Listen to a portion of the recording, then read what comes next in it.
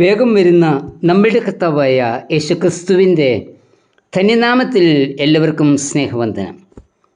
2025 September 27 ഐക്യസഭയായ ദക്ഷിണേന്ത്യ സഭ CSI ജന്മം കൊണ്ടിട്ട് 78 വർഷങ്ങൾ പൂർത്തീകരിക്കുന്നു. 1947 സ്ഥാപിതമായ CSI സഭ ഐക്യത്തിൻ്റെ സാക്ഷ്യമാണ്. വൈവിധ്യമാർന്ന ക്രിസ്ത്യൻ പാരമ്പര്യങ്ങളെ ക്രിസ്തുവിൽ ഒരു ശരീരമായി കൊണ്ടുവരുന്ന സഭ. CSI സഭയുടെ എംബ്ലത്തിൽ ഇപ്രകാരം രേഖപ്പെടുത്തിയിരിക്കുന്നു: that they all may be one. അവർ എല്ലാവരും ഒന്നാകേണ്ടതിന്. യോഹന്നാൻ 17:21. കർത്താവിൻ്റെ മഹാപുരോഹിത പ്രാർത്ഥനയുടെ നിവൃത്തിയായി CSI സഭയുടെ രൂപീകരണം നമുക്ക് കാണാം. രണ്ടാം പെന്തക്കോസ്റ്റ് എന്നറിയപ്പെടുന്ന CSI രൂപീകരണം സഭാചരിത്രത്തിൽ തന്നെ ശ്രദ്ധേയമായ ഏടുകളിൽ ഒന്നാണ്. കോൺഗ്രിഗേഷണൽ, പ്രെസ്ബിറ്റേറിയൻ, എപ്പിസ്കോപ്പൽ സ്വഭാവമുള്ള ആംഗ്ലിക്കൻ, മെത്തഡിസ്റ്റ്, പ്രെസ്ബിറ്റേറിയൻസ്, കോൺഗ്രിഗേഷണൽ എന്നീ 4 സഭാ വിഭാഗങ്ങളുടെ ഒരുമിച്ചുള്ള കൂട്ടായ്മയാണ് CSI സഭ. ഈ സഭയുടെ രൂപീകരണം ലോകമെങ്ങുമുള്ള ക്രൈസ്തവ സഭകൾക്ക് മാർഗദർശകവും എക്യുമെനിക്കൽ പ്രസ്ഥാനങ്ങൾക്ക് ചൈതന്യവും പകർന്നു കൊടുത്ത ചരിത്ര സംഭവമാണ്. CSI സഭയുടെ ചുവട് പിടിച്ച് ഉത്തരേന്ത്യയിൽ രൂപീകരിക്കപ്പെട്ട ഐക്യസഭയാണ് church of north India CNI. Ecumenism എന്ന വാക്ക് എല്ലാവരും കേട്ടിട്ടുണ്ട്. ദൈവവും മനുഷ്യനും ഈ പ്രപഞ്ചത്തിലെ സകലവും ഉൾപ്പെട്ട ദൈവിക കുടുംബത്തെ പറ്റിയുള്ള ദർശനമാണ് എക്യുമെനിസം. എക്യുമെനിസം എന്ന പദത്തെ ദൈവശാസ്ത്രജ്ഞനായ വിസറ്റ് ഹൂപ്റ്റ് നിർവചിച്ചിരിക്കുന്നത് സഭകളെ അവയുടെ ഏകാന്തതയിൽ നിന്ന് വിടുവിച്ച് സംഭാഷണത്തിൻ്റെയും പരസ്പരം പുഷ്ടിപ്പെടുത്തുന്നതിൻ്റെയും പൊതുസാക്ഷ്യത്തിൻ്റെയും കൂട്ടായ്മയിലേക്ക് നയിക്കുമാറ് സഭകൾ തമ്മിലുള്ള ആത്മീക ഇടപാട് എന്നാണ്. അതായത് ഐക്യത്തെയും ദൗത്യത്തെയും ഒരുപോലെ യോജിപ്പിക്കുന്ന പദമാണ് എക്യുമെനിസം. അതുകൊണ്ട് എക്യുമെനിക്കൽ പ്രസ്ഥാനം എന്നത് സഭ ഐക്യം മാത്രമല്ല, പിന്നെയോ ലോകത്തോടുള്ള സഭയുടെ ദൗത്യവും ഉൾപ്പെട്ടിരിക്കുന്നതാണ്. ഇന്ന് ഇന്ത്യൻ സഭകൾക്ക് അതിൻ്റെ ദൗത്യം നിർവഹിക്കാൻ കഴിയുന്നില്ല. സഭയുടെ ധാർമ്മികതയ്ക്ക് ചോർച്ച സംഭവിച്ചിരിക്കുന്നു. സഭ വീണ്ടും സഭയാകണം. Church be the church. സഭ ആദിമസഭയെ പോലെയാകണം.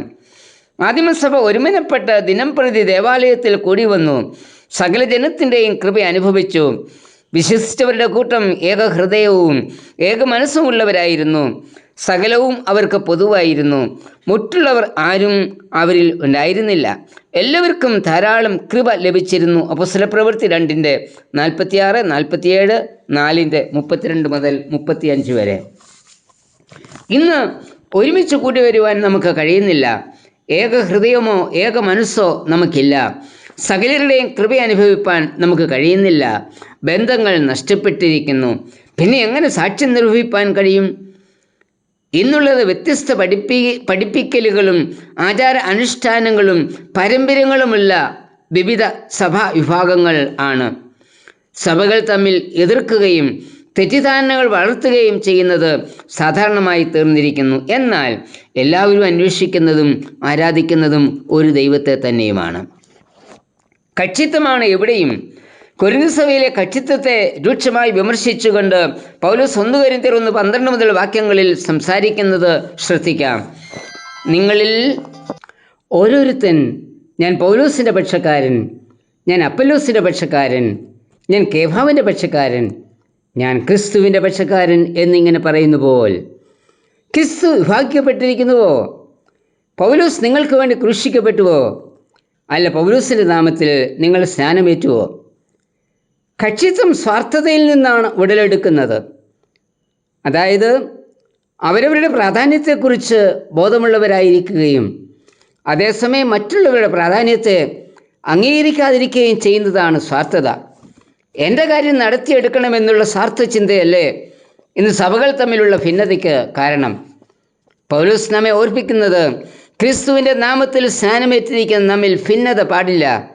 എൻ്റെ താല്പര്യമല്ല സഭയുടെ നാഥനായ ക്രിസ്തുവിൻ്റെ താല്പര്യം, എൻ്റെ മഹത്വമല്ല സഭയുടെ നാഥനായ ക്രിസ്തുവിൻ്റെ മഹത്വം എന്ന ചിന്തയിലേക്ക് വിശ്വാസി വരണം. പൗലോസ് പറയുന്നത് എല്ലാവരും ഒന്ന് തന്നെ സംസാരിക്കുകയും ഭിന്നത ഭാവിക്കാതെ ഏക മനസ്സിലും ഏക അഭിപ്രായത്തിലും യോജിച്ചിരിക്കുകയും വേണം. 1 കൊരിന്ത്യർ 1:10. യോഹന്നാൻ 10:7 കർത്താവ് പറയുന്നത് ആടുകളുടെ വാതിൽ ഞാനാകുന്നു. വാതിൽ ഒന്ന് മാത്രമേ ഉള്ളൂ. അതിൽ കൂടി കടക്കുകയും ഭിന്നിച്ചിരിക്കുകയും ചെയ്യുന്നത് വൈരുദ്ധ്യം നിറഞ്ഞതാണ്. ഏകവാതിൽ ഐക്യതയുടെ വാതിലാണ്. ഇടയനായ കർത്താവ് എല്ലാവർക്കു വേണ്ടിയുമാണ് ജീവൻ നൽകിയത്. ഇടയൻ ജീവൻ നൽകി രക്ഷിച്ച ആടുകൾക്കെല്ലാം ഒരേപോലെ പ്രാധാന്യമുണ്ട്.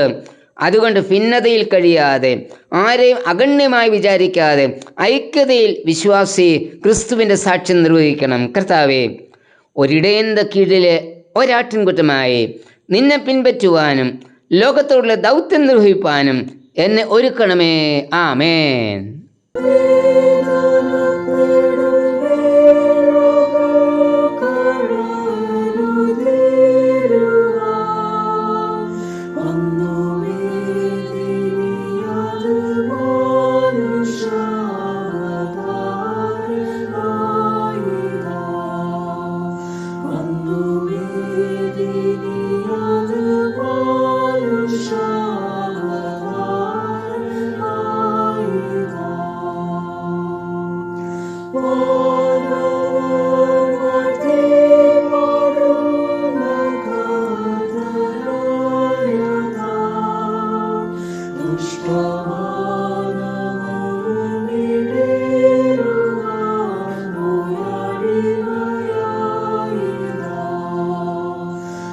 Come on.